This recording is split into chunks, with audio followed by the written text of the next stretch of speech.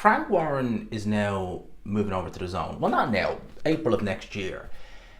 And it's a lot of people are asking the questions, is this actually now a good thing? Now, I said that in a way you could look at it as a bit of a catch-22. In one sense, it means that, well, the bigger fights were getting easier to make anyway prior to this, with Turkey Al Sheikh being involved, him essentially grabbing the heads of these promoters, slamming them all together, and then basically saying, get something beginning with S done. So the big fights are already getting made. Now it's just the case of, well, it's all on the one network. It's probably going to be more centralized, as in on the Zone moving forward. And you would imagine with someone like a Ben Shalom, his contract, a bit up in the air with Sky. A lot of the talk was, do Sky need him? The question is now, with Ben Shalom working with the Saudis, does he need Sky? Would he not jump ship and go to the Zone? There's people talking about Bob Arum. Apparently his ESPN deal is coming up soon. Will he re-sign with them? Will he move Top Rank to the Zone? Essentially then it's going to centralise the main promoters with the likes of, say, PBC, Al Heyman, although they're not officially promoters. You could say it's Tom Brown, TGB, people like that. Essentially they'd be the ones who are on the outside. And even then you don't know what the situation is with them and Amazon. There was rumours, even going back to the first pay-per-view they did, that, is this a long-term deal, is it not? So it could essentially mean that eventually it's all centralised. Now, is that a good thing or a bad thing? It's a bit of a catch-22. For those who pay a subscription to the Zone, and a common complaint that's been said over the past is that lately anyway, the Zone has not, in their opinions, been value for money, in a sense of all the big events that they're showing are behind a paywall, which is completely antithetical to what they stood for originally when Eddie Hearn was saying at the very beginning, this was the end of pay-per-view. And, a lot of people were complaining when they brought the price from $1.99. We all knew that was going to be unsustainable. But when they brought it from $1.99 up to, I think before the price increased to about £10, it was about £7.99. Don't quote me on that, but it was around about that, give or take. And, I don't think there was even many, if any, really pay-per-views. I think it might have been, I think Usyk Fury or Usyk Joshua 1 was on Sky only. I think anyway. And I'm not 100% sure. I know Canelo, Billy Joe. Long and short of it, there wasn't many. If there was pay-per-views, there wasn't many. Whereas now, as many people have pointed out, the vast majority of the big shows, the good shows anyway, are on pay-per-view. And then that leaves kind of really very much watered down shows that are on standard Zone. Obviously with the inclusion now of Frank Warren, it means that there will be, in theory, more shows, but that's left other people to speculate, well, will that actually mean now that we're going to get more of the bigger shows, but they're more so going to be behind a paywall as opposed to, or if you can hear fireworks going out there, apologies about that, will that now mean that you're going to see more of the big shows and more behind a paywall, more so now than ever, than the other way around?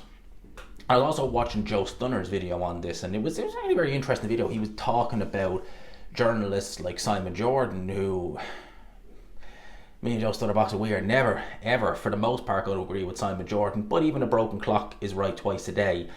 And he was really the only person who was noticeably, and not even asking Frank Warren necessarily difficult questions on this, but kind of, addressing certain things like that. And of course, Frank Warren, I'm paraphrasing, what planet are you on, this, that, and the other. You know what Frank Warren is. And this is Frank Warren, a guy who was, even only, a year ago, roughly, a year or so ago, 2023, early 2023, was saying stuff like, Box Nation, when he did Box Nation, had more subscribers than The Zone, really dismissive of the platform. And, that swings around, that's flipped around real quick. Like, it's a year later, a little over a year later, 16 odd months later, and boom, he's now signed up for it. And, Joe Stunner Boxing was basically saying that, you don't see any journalists make reference to that, which is a very, very good point, a very relevant point. I think that with the way boxing, the landscape of boxing is now, and essentially becoming more centralised, we're now seeing more fights behind a paywall now than ever. Now is probably the time for so-called quote-unquote journalists to be asking people the questions at those shows, at those conferences, etc., etc. And speaking as someone who's been to a few of them, and I hope to get to a few more, it's not the easiest, even though I am in London, it's not the easiest with work commitments and stuff like that, but I am trying. It's very difficult, and some people will consider my channel, your channel has 20,000 plus nearly 21,000 subscribers, it's quite big. It's still not in the grand scheme of things. You know, I'd struggle to get an interview with Frank Warren. I struggle to get an interview with, if I'm at a matchroom show, Eddie Hearn, etc. It's always the big heavy hitters, you know, the IFLs, the Boxing Socials, etc., the World of Box Nations. And yeah, you know, when you see like a one-on-one with Frank Warren when he's interviewed in his office, whoever uploads first, whether it be Boxing King Media, Box Nation, essentially if you watch one, you've seen them all, essentially, because it's the same questions, you know, verbatim, repeated, and Frank Warren answering them. That's essentially what it is. And it's the same over and over again. You don't really get the hard-hitting questions. And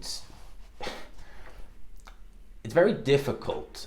And I can see where they're coming from to an extent by not really asking Frank Warren, especially people like Umar, who are pretty much, you know, I mean, Box now, that's pretty much on the Warren payroll. So, you know, he's not going to ruffle any feathers, to say the least. You can see where they're coming from in one sense, not making excuses, in a sense of they want to make sure that they stay in the good books, that they're going to these shows, there's no issues with media credentials or anything like that. But then that adds way too much power to the promoter.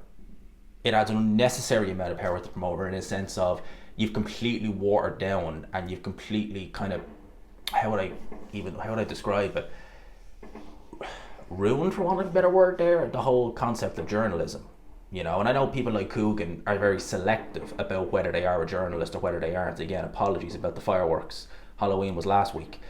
Because if you remember when Daniel Dubois quit against Joe Joyce, you know, you had Coogan Cassidy, you know, coming out, oh, you did. He even interviewed Joe Joyce's mother because comments Daniel Dubois made about her and her eyesight. And then when the roles were reversed, when it was Billy Joe Saunders, a mate of Coogan, stuff like that. And Coogan was at the time saying, when he was criticised about, you know, even interviewing Joe Joyce's mother, well, I'm a journalist, it's my job. But when it was Billy Joe, well, I'm not a journalist. Well, make that make sense. You either are or you aren't. You can't be both. So you are for one fighter, you're not for another. Make that make sense, please. It doesn't. A lot of these don't want to upset the gravy train. They want to upset the people who give them the credentials. And to one extent, I can kind of understand that. But again, it gives a lot of power to these promoters in a sense that without... I don't want to sound like I'm big on myself up here or anything like that, or necessarily big on... I don't want to take, not myself as well, other people as well, I want to credit as well. You people like me, people like Hatman, Base, Blue Collar Sport, you know, Outmatch, Just Under Boxing, people like that, who go on here, we talk to an audience, some big, some small, you know, I tend to do reasonably good views on my videos. We're not the ones talking to promoters, unfortunately. And again, it's very difficult to do that. As much as I would love to be able to get a one-on-one sit down with Frank Warren, and, you know, you have to be respectful when you ask him these questions. You'd love to be able to ask him these questions. Would I get another interview with him? Doubtful. I don't know. I'd love to know. I'd love to try and find out, but we'll have to wait and see eventually on that one. But you see what I mean? It's a lot of power to these promoters. And until we're able to kind of get around that, I'm worrying, will things continue? Especially if things get centralized. Will it mean then that these shows, these maybe Matchroom Queensbury shows, will they, even if they're not, you know, Saudi, you know, products of Saudi Arabia, Riyadh season, will they then be exclusively pay-per-view? Like, imagine you want to do a standard show on the O2 and it's got, you know, Moses Atalma versus Johnny Fisher. God forbid, that could be on the payroll, or pay-per-view, you know, that could be on pay-per-view is what I mean. God forbid, I hope that's not the case. And that does make you worried that could be something that's in the pipeline. I don't think it would get to that, but it does make you worried. And going back to what Joe Stunner Boxing was saying about journalism and asking the questions to try and maybe cut these problems off, you know, cut the head off before, you know, anything happens. Very difficult for these guys to do that. And you look at someone like a True Geordie, when he interviewed Tyson Fury, and he was able to really, and again, he was very respectful in that interview, which is what a lot of people forget about that interview he did with Tyson Fury a couple of years ago now in the run up to the Chisora trilogy. He was very respectful to Tyson Fury, and he was giving Fury a lot of praise. But again, he was asking Fury questions that people want asked. True Geordie has his YouTube channel, which is his main channel, True Geordie channel, and he's the Pain Game, which does MMA as well as boxing. He's now on Dazn, he's working with the Saudis, good for him. He is not a full-time interviewer of fighters. He can interview Tyson Fury and never interview him again. He'll do better views than, say, Boxing King Media, etc. for just that one interview. And then he has his YouTube channel, which is, you know, could be completely different. He'll talk about, you know, Liam Payne's death and stuff like that. He'll talk about those kind of things. So he's not limited to just boxing. So you can ask those questions. Happy days.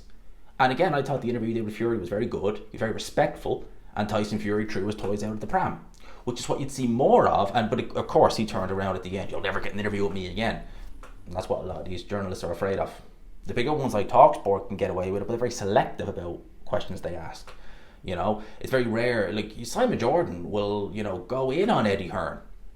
He's done it a little bit more so with Frank Warren now, but nowhere near to the same extent that he would in Eddie Hearn. Even if Eddie Hearn has done nothing wrong, he will find a way to, oh, you see what you did, Eddie? So it's a tricky one, and goddamn, I swear to God, they would let the fireworks go as soon as I start recording. Apologies again about that.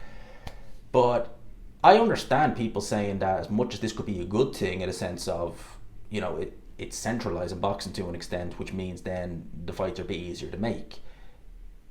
Is there a worry that there could potentially be a case of where it's centralised so much that the product itself, which is not behind a paywall, gets watered down?